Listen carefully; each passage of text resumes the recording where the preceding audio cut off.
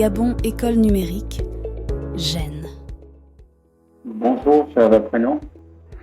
Donc aujourd'hui, nous allons toujours être dans les rappels des calculs de limites d'une fonction.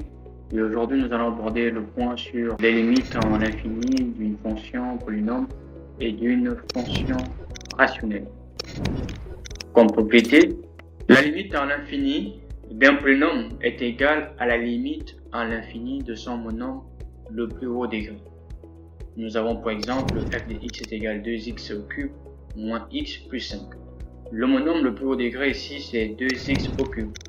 Dans son calcul de limite, lorsqu'on prend limite de f de x quand x tend vers plus l'infini, c'est égal à la limite de 2x au cube quand x tend vers plus l'infini, qui n'est rien que limite de plus l'infini. Et à moins l'infini, c'est la même chose. Le monôme le plus haut degré ici, c'est toujours 2x au cube. Et sa limite, vu que 3 est impair, à la limite à moins l'infini, donne moins l'infini. Ce sont des rappels. Et lorsqu'on prend ici une fonction fractionnelle, rationnelle. Dans cette fonction rationnelle, comme je l'ai défini plus haut, c'est une fonction qui est décrite sous forme de fraction, ayant en haut on a un polynôme et en bas un polynôme. Numérateur un polynôme, dénominateur un polynôme.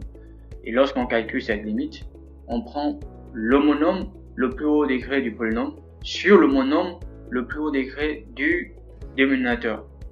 Au numérateur, le monôme le plus haut degré ici c'est 7x puissance 5. Et au dénominateur, on a x au carré. Du coup, la limite de g de x quand x tend vers plus l'infini est égale à la limite de 7x exposant 5 sur x au carré. Ce qui nous donne évidemment la limite de 7x exposant 3 ou 7x au cube et qui est égal à plus l'infini. Ce sont des rappels avec quelques exemples basiques. On va pas beaucoup insister sur ces exemples.